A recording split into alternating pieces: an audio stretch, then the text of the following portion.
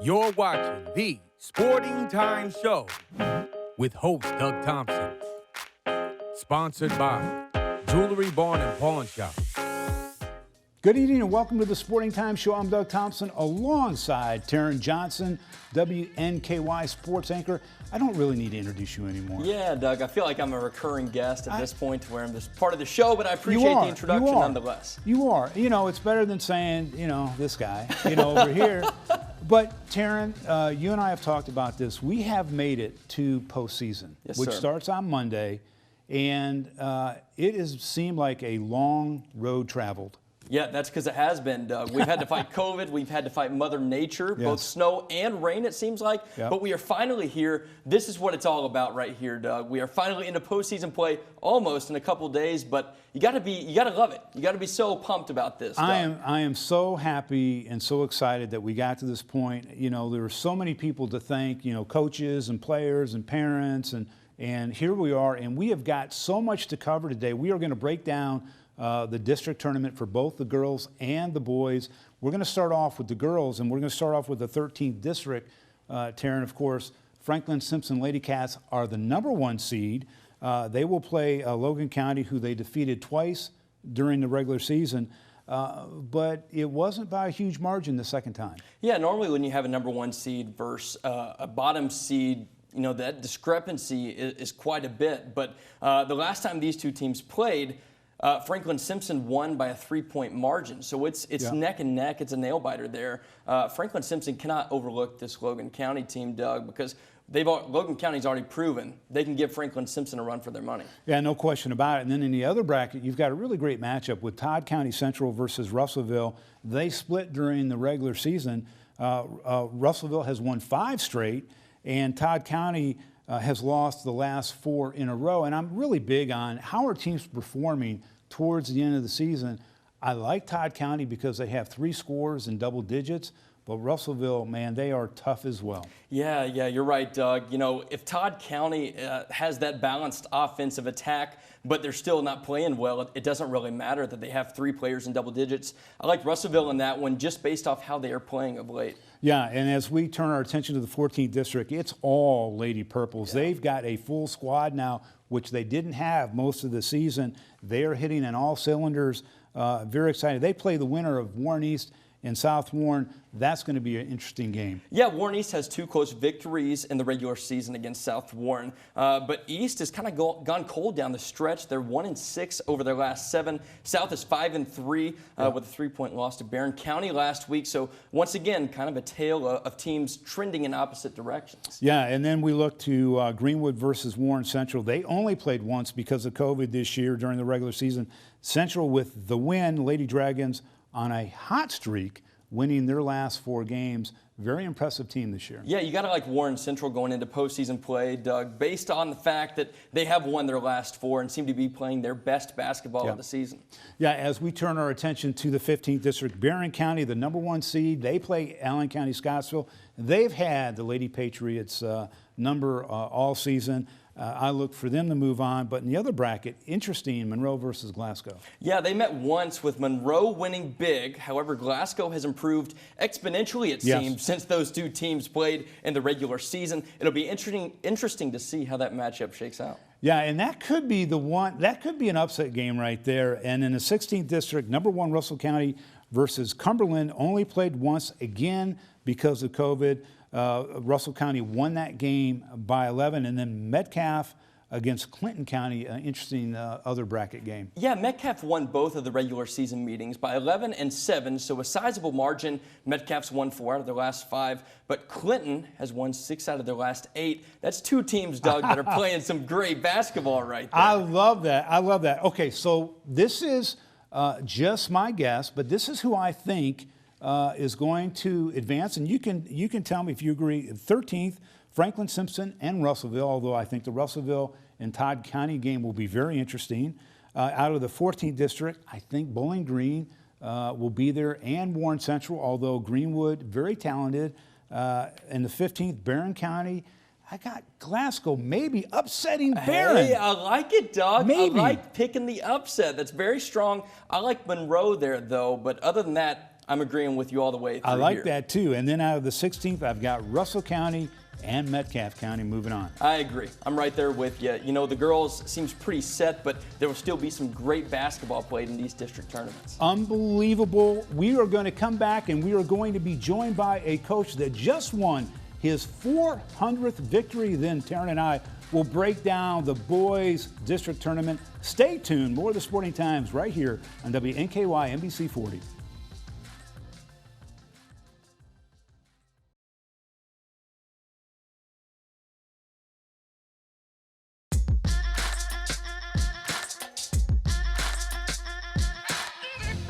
Welcome back. My first guest is the head coach of the Bowling Green Purples boys basketball team.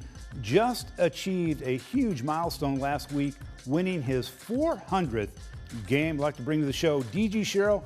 Coach, welcome to the show. Hey, thanks for having me, Doug. Appreciate it.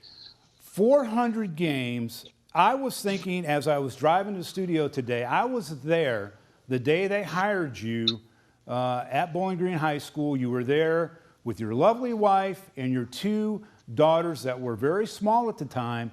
And Yeah. I think I still have that photo somewhere in a file.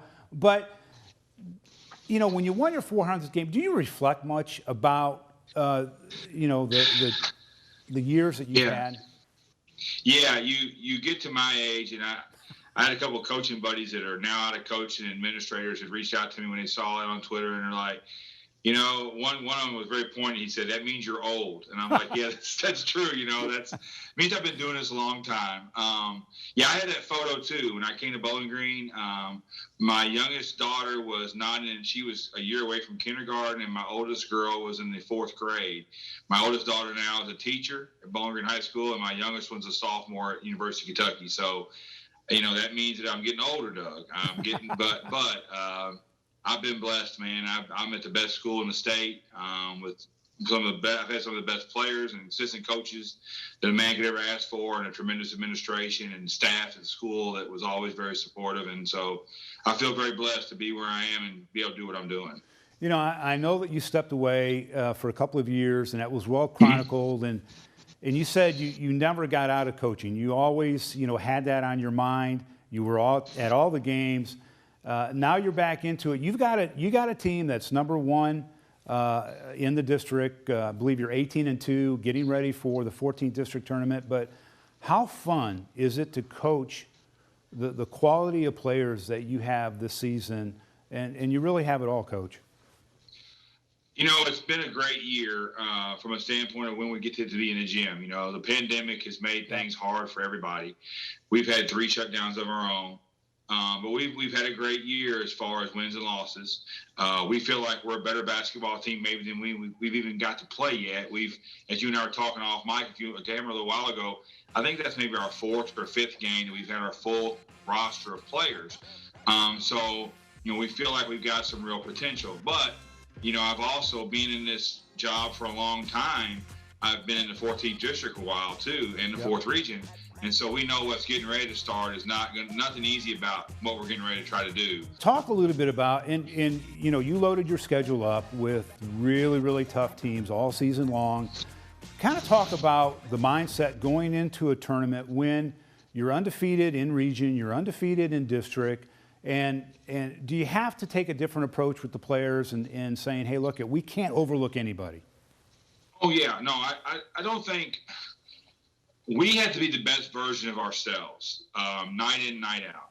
And we don't, you know, as we talked about last night in the locker room after we got done with the Franklin Simpson game, our sole objective is the first round of the 14th district. Nothing else matters. It's, you know, and whatever we've done in the regular season, we can celebrate that at our postseason banquet. Right now, we just want to talk about this is a new season now. We call it the one and done tournament. You lose, you go home. So we don't want to buy tickets to watch basketball this time of year. We want to make sure we're focused on the game in front of us. we know our opponents. They're going to know us. Two well-coached basketball teams that we potentially could play. So we're preparing for both of them. You know, the difficult thing in the 14th district is you don't get if you're the number one seed, that's great. You want to be that number one seed, but you got to prepare for two teams. Yeah. And that's tough because you don't know who you have. And then once you know who you have, you really have no time. You have like the next day to walk through to kind of say, okay, this is who we have. Yeah. So you really break up your practices preparing for both opponents. And both opponents present some very different challenges. They're very different in how they want to play. Coach, we got about 20 seconds left. I've always said that there are a couple of teams in the 14th district that have a different gear when it comes to postseason. Would you agree with that? I hope so. You know, Doug, you're not baiting me today, buddy. I'm trying, you know. No, man, listen, there's some good basketball out there, and there's some good teams in this region. You know, Clinton, Metcalf, South Warren's having a great finish to their year, Greenwood.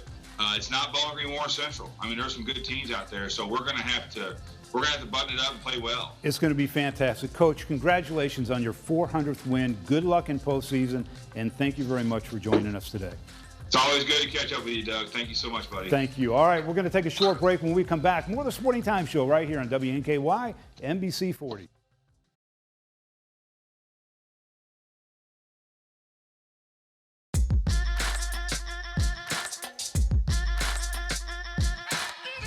Welcome back. And again, congratulations to Coach D.G. Sherrill for his 400th win last week. You know, I got to watch him, Taryn, the other night against Franklin Simpson. He still has got that tenacity, right, to get after officials and to get in their ear a little bit. And so did Coach Spencer. You know, I mean, he got after him too. So you can tell it is postseason time. That's right. As everybody is positioning. But what a great milestone he hit. We are going to talk right now about the 15th and 16th districts, and then we'll circle back around and hit the 13th district and 14th district boys tournament. And let's start off with the 15th district. ACS, a very talented team, but they have lost 3 straight. They lost to Bowling Green, Metcalf County by 28. Yeah. And Greenwood in overtime. They are still the number 1 seed in the 15th district, and they will play Monroe County in the first round, who they beat twice. The second time by 9 points. So, you know, they seem to be the favorite there. Yeah, Doug, but it's pretty surprising to see a top seed in really any district, but especially the 15th district, the top seed going into postseason play having lost 3 straight. I mean, how often can we say that? Right. Normally these top seeds are going in playing their best basketball of the year. ACS, not so much, at least not what we've seen the last 3 games. So I'm very intrigued to see kind of how they battle through this in the postseason, and if they let the struggles near the end of the regular season, you know, stay with them going into district tournament play. Yeah, exactly. And you know, there is a certain amount of pressure that comes with being Absolutely. a number 1 seed. But we'll see. They're a very talented team. They have great players on there. And I'm sure all of them want to get to Diddle Arena for the 4th region. In the other bracket, you've got Barron County, who faces Glasgow, which I don't care what kind of sport you're playing. It is one of the biggest rivalries in the state. Barron County versus Glasgow is a great game in anything. Barron County won by 7 points the first time. They won by just a couple of points the second time they faced. So this is really an interesting matchup. Yeah, this is a unique situation, Doug, where you can just throw the record books right out the window. Whatever these teams have done lately, just throw it out the window. Yep. Because when it's a rivalry game like this, you know, you never know what's going to happen, and especially with 2 teams that seem to play each other as close as Barron and Glasgow do. So I'm so pumped for this game, Doug. I can't wait to see how it shakes out. You know, this is where it's a bummer where we don't have fans in the arena, you know, in the basketball gymnasium. But regardless, when these 2 teams get on the hard court, it's a lot of fun. Yeah, you're right. I mean, Glasgow, they've lost 3 straight going into this 15th district tournament. If you were to ask somebody, Barron versus Glasgow, I think most people say, well, it's got to be Barron. Yeah. Let's see. Well, let's see what happens. It's going to be an explosive game in the 16th district. Look at Clinton County has been just on fire. They are 7-1 in district. They lost to Russell County earlier in the season. However, Coach Messer will tell you Cumberland County is a dangerous team to play. They have played them tough. They have lost to Clinton County 3 times, but Cumberland is hosting the district tournament. Yeah, Doug, I don't mean to be repetitive here, but if there were fans allowed at full capacity, Yeah. it would change the dynamic completely. But nonetheless, Cumberland County being in their own gym, at their own high school, hosting the district tournament, you never know what could happen there. And I would not be surprised to see Cumberland County pull an upset or at least give Clinton County a run for their money. I totally agree, and I have seen this over the years. A team that goes deep into the All-A Classic and comes back out of it, there's some fatigue. And I'm not saying that's going to happen with Clinton County, but I'm not saying that this is a shoe-in. The other game, Metcalf versus Russell County, that met once during the regular season, Russell County winning by 17 points. However, in the last week, Metcalf County has been a little hot. Yeah, they've won 3 straight versus Greenwood, Glasgow, and ACS. So Metcalf County, again, playing some of their best basketball, or at least improved basketball going into postseason play. And Doug, you gotta love siding with the team or seeing a team going to district tournament play, playing some of their best basketball of the year. So listen, let's do it this way. Here's our prediction for the 15th and 16th. We're not going to tell you 13th and 14th yet, but we've got ACS and Barron County. Don't be surprised if Glasgow pulls an upset. Clinton County, watch out for Cumberland County, and Metcalf County gets the win. Yeah, I'm right there with you, Doug. I love the Metcalf County pick. They're playing some of their best basketball, and I think you got to ride the hot hand in this situation. Yeah, I agree. It is going to be a special time. We're going to take a short break. When we come back, Karen and I will discuss the 13th and 14th district and also talk about the players of the week. We'll be right back.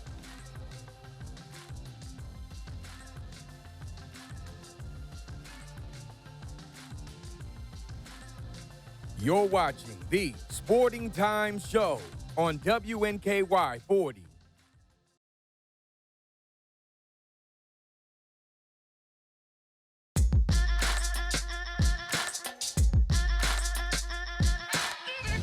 Welcome back. It is time for us to discuss the 13th and 14th district basketball tournament for the guys. In the 13th district, it is all Franklin Simpson Wildcats. They are 6-0 in district play. They take on Todd County Central. A fine team this year. Yeah, Franklin Simpson, Doug, is 6-0 as you mentioned, but no team in the 13th district has even come within 8 points of the Wildcats. I mean, that's pretty impressive. It seems like they are head and shoulders above their competition in the 13th district. Yeah, and then in the other bracket, very interesting, you've got the clash of the cats with the Panthers versus the Cougars, Russellville Logan County. And Russellville has won twice. The second game was an OT, despite what performance? Anthony Woodard going off for 35 points, Doug. Now Woodard has 35. The next leading scorer, 6. So if Woodard can get some help, not Greenwood, but Logan County really could be a force to be reckoned with in postseason play. That's going to be a fun game. Again, that's being hosted at Franklin Simpson High School as we move into the 14th district. Woo! I even hate talking about the 14th district, but we've got to talk about it. This is easy right now. Bowling Green, the Purples are on the top of the food chain. Oh, yeah, Doug. Right? I mean, Bowling Green, again, head and shoulders, but like head, shoulders, torso above everybody else in the 14th district. Yeah, they're playing well. And then, of course, you've got Warren Central. They've won 4 straight, but they had a big win against the 5th Region team last week. Yeah, LaRue County, 12-1, and Warren Central knocks them off. They're playing some great basketball down the stretch, Doug, and that's something you love to see as a supporter of the Dragons. Your basketball team knocking off a LaRue County team that has had a really successful regular season. Yeah, so they'll play Greenwood, who has won their last 5 out of 6 games with a big overtime win against Allen County Scottsville just the other night. Yeah, that's 2 teams that are playing excellent basketball down the stretch of the regular season. And then you've got South Warren playing Warren East in the play-in game. South Warren has won their last 8 out of 9 games. A scary team, actually. I mean, they're playing very, very well. Yeah, how often do you see a team that's 8-1 in their last 9 playing a play-in game? That's got to be incredibly rare. But South Warren, you're right, a force to be reckoned with. They could really make some noise. It's crazy. And here we go. These are the teams that we think are going to be moving on into the 4th Region tournament out of the 13th district. We already said Franklin Simpson. I think, no, we didn't say Franklin Simpson and Logan County. Logan County gets the upset? I don't know. I think so. I think Anthony Woodard, big-time players make big-time plays, and the biggest of games, Anthony Woodard is certainly one of those big-time players. Yeah, and in the 14th District, Bowling Green Purples moving on. Here's the team. I think Warren Central, Greenwood has the potential. They got great players.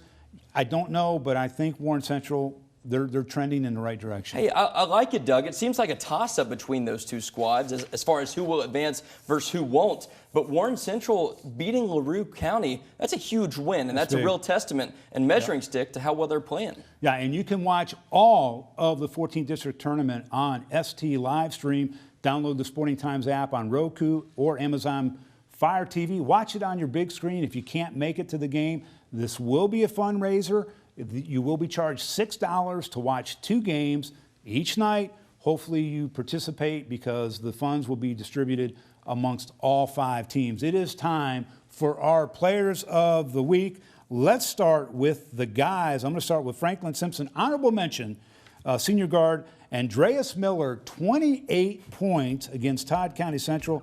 He was 10 for 11 from the field. Yeah, a great performance by Andreas, a guy that we have seen on this list a number of times so far this season. Our next honorable mention, Warren Central senior Jace Carver goes for 20 points versus LaRue County. LaRue County, as we mentioned, 12-1 in the 5th region. That's a huge 22-point win for the Dragons. How about Barron County junior guard Mason Griggs, 23 points versus Caverna, 9 for 9 from the field, 5 for 5 from the free throw line. He averages 14.6. Congratulations. You love to see it. Our player of the week, ACS senior guard Mason Shirley, 34 points in an OT loss to Greenwood, but still a phenomenal performance. My goodness gracious. Amazing. And let's jump right to the girls. South Warren guard Gracie Hodges with 14 points against Logan County. Gracie went 10 for 10 from the field and 10 rebounds. Shout out Gracie, man. That's an excellent stat line right there. Our women's player of the week, Barron County's junior guard, Raven Ennis, 25 points versus Caverna, 9 rebounds. She's averaging just under 17 points per game. That's a huge win for Barron County and an excellent performance by Raven Ennis. Congratulations, Raven. Taryn, we did it. We got it in. Next Monday starts the district tournaments around our area. Check it out, and we will see you next week. Same time, same place. For Taryn Johnson, Doug Thompson, have a fantastic week and watch a lot of basketball on ST Livestream. We'll see you next week.